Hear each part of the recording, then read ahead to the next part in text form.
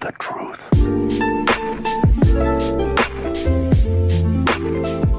Welcome back, Nightcast crew. How you guys doing tonight? Hope you guys are feeling good, doing great as always. The lo-fi was too loud in the headset. It was pretty loud. I cannot lie.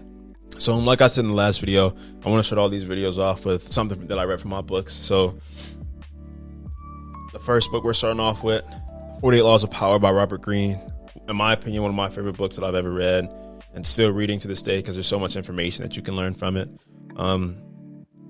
What's your favorite book? Before we get too far into it, I know there's other books. It's a lot. Hard it's to pick a favorite. The Secrets to the Millionaire Mind. T. Harv Eker. And those are one of those books that a lot of people don't know about. Usually it's the big ones. Mm-hmm. Think and Grow Rich. Rich Dad, Poor Dad. Like, which those are all great books. They're all sure. great books. But like, it's a sleeper. And It's this one that I got definitely right now, 7 Habits of Highly Effective People by Sean Covey. I'm not too far into it yet, but like the spot that I'm in right now is getting pretty deep because it's starting to, a book is good when it start hitting you and you start seeing those points in your life. Yeah, like, yeah. man, like, oh, he talk about me. Mm-hmm. It's low key like when you go to church and like you in the pew and the pastor say something that sound like he talking right to you. You be like, oh yeah, I need to get my life together. He is. But the first law from the book today is to never outshine the master.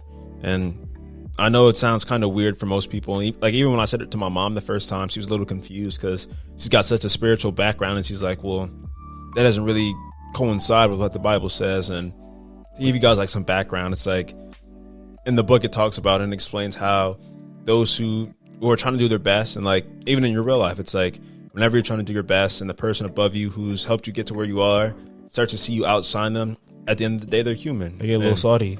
They have insecurities and they feel threatened at some point. It's like, I know I raised the student, but the feeling of the student becoming the master is more uneasy for the master. And we've seen it throughout our own lives. And like, if you have an example of that you'd like to share real fast. Yeah. So like at one of my jobs I used to work at, so like the type of person I am, like I've always been taught like fake it till you make it until you've made it, and then you don't gotta fake it. Exactly. And so like I had been faking it for so long that like I had got good at it. And so like I'm a very charismatic person, like very outgoing. People love me. They do. To say the least. Yeah. I'm a people person. And so like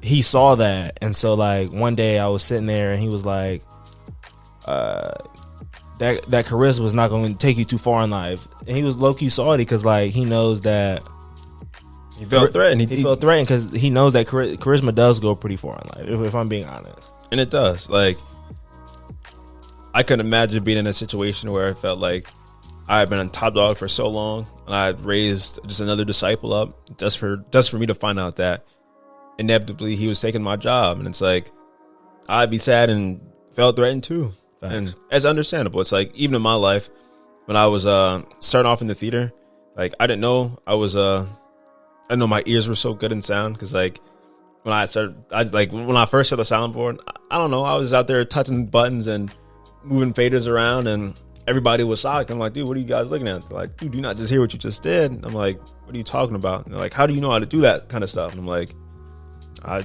don't. I'm just touching buttons. And the dude who was running sound in there before me, like they asked him to train me, and like he did a great job, all shout out to him.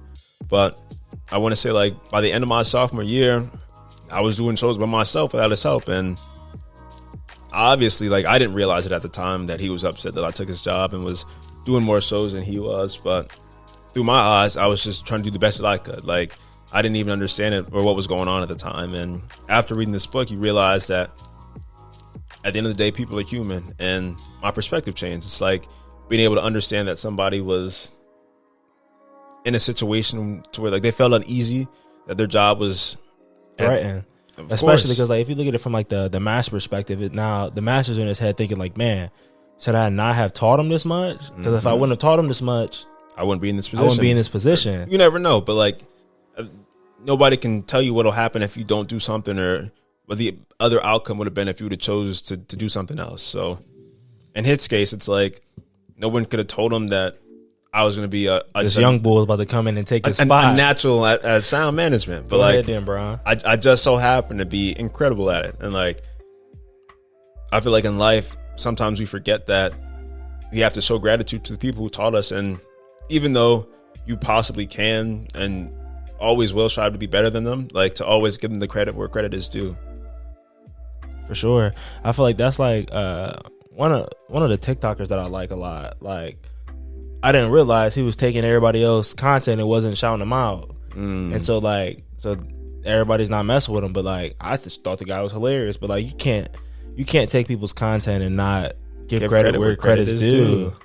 It's ultimately gonna come back to bite you in the butt, and especially when like you actively know that you're not giving credit where it's due, and people are calling you out in the comments, and you're taking it, disregarding it anyway, and taking all the credit. And it's like when you get into a situation where you're on social media and everything that you're doing is being blown up on the grandest of scales, or people are watching every one of your moves and everything that you do. It's like every one of those little things that you thought would never came out always does. And everything's done in the dark will be shown in the light. Always. Shout out Mom Dukes for that one.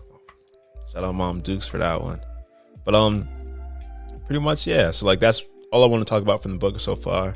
But today's episode is a little bit about work and what's going on in the life. And I feel like for those people who are coming up and still kind of figuring out where to go in life, because it's life. Sometimes it's confusing. Sometimes you don't understand everything that's going on, and I feel like you're not supposed to. You're not, and that's the thing. Like society makes you, because like if you think about it, like you grow up, and like when you graduate high school at one of your most impressionable times, you have to make the decision in society what you're going to do for the rest of your life. And that's what they always stress. Like it's insane. Like at 18, I'm supposed to know what I'm going to do for the rest of my life right now.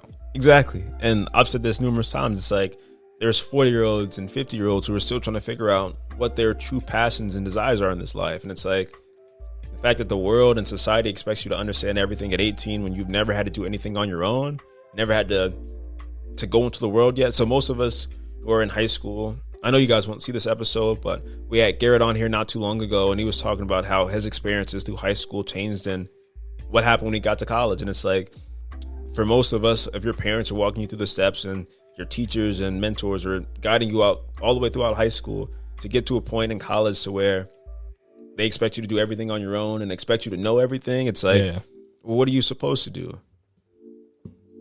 You're gonna make a choice, and inevitably you might not like it, or you might realize that it wasn't the right choice. It wasn't the right choice. But that's what life is about, like going. And that's the one thing I've learned, like, throughout my life, even though I wouldn't say it's long, but, like, I've learned that there are no mistakes, and, like, everything happens. Like, I know it's so cliche. Shout out Bob Ross. There are no mistakes, only happy accidents. And I know it's a cliche that everything happens for a reason, but, like, it really does. Like, those opportunities that you didn't, those doors that didn't open that you thought should have, they weren't supposed to open. You weren't ready for those doors to open. And like with every door that opens, another one closes. And with every one that closes, another one is open. I like that. My pastor, like, he had mentioned something like that on a sermon once about how a gift to somebody who isn't ready for it is no longer a gift. It could be a curse. It's like, imagine getting a car for a child. It's like, of course, for a 16-year-old who just got their license, it's a perfect gift. Because of course, who wouldn't want a car? Yeah. But that car to a toddler is like, useless. It's useless. Like, I don't expect you to go around and start driving it just because it's yours now. And even though it's your gift, it's like, if you were to attempt to drive this, like, you'd be putting your life and everybody else's at danger. And at that point, that gift is no longer a gift. Or even like a car that I can't afford to maintain. Because most of you guys don't even realize that. Like, because I do want to talk about more finances and stuff on here too, because that's real life. It's like, for you to have a luxury vehicle and not expect to pay luxury vehicle tax and repairs for that. Just for an example, like my dad, he had to get a light bulb. He had to get a new light bulb. It cost him $600 because they had to take off the front part. The whole front of the car, because it's not just an easy what one of those classic cars, not even classic, but like an earlier model from like anything, but I think before 2012 or 2013. It's like just be able to pop out the front little cover for the light and twist it out and put on a new one. But on a luxury vehicle, it's completely different. You got to take it into a shop, a specific shop that only the car manufacturers are allowed to have. Foreign. Especially if it's foreign. Foreigner. That's what. Shout out to Mans.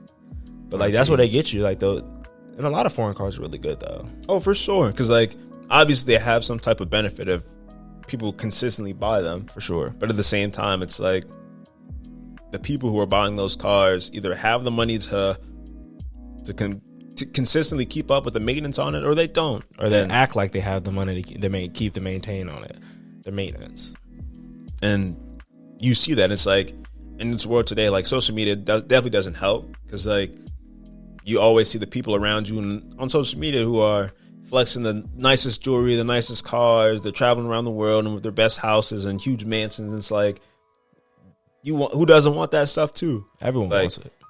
Exactly. Not everyone, but for the majority. For the most part, anybody who's constantly scrolling through TikTok or Instagram or on Snapchat, the people that you're looking up to and the people that you're constantly watching are living extravagant lives, or else you probably wouldn't be watching them. It's like, why would I watch a video about somebody doing what I'm doing? And that's how they get you into that. Because I was literally watching a video today about how they said Forex is a cult. And about how it's a pyramid scheme, essentially, because it's multi-level marketing, and multi-level marketing is technically a pyramid scheme. Technically. Not really, but when they draw it up, it's around you the office. And you put on a diagram. It's a pyramid. And so he was like, yeah, like, well, I don't have it, but my mentor, he has a nice apartment. He took us all out to Applebee's. If he wasn't making that much money, how could he pay for it? I said, I felt that. I feel attacked. It's a pyramid scheme. It's a pyramid scheme. But yeah, I feel like that's a cool little talk right now, and we'll have some more info coming for you guys later. But shout out the Nightcast. Shout out the Nightcast, and if you guys see another Nightcast out, just know that we are the Nightcast, and you are too. You are too. We are greatness. Yes, sir. Yes, sir. Don't forget. Deuces. We'll see you guys later. Peace.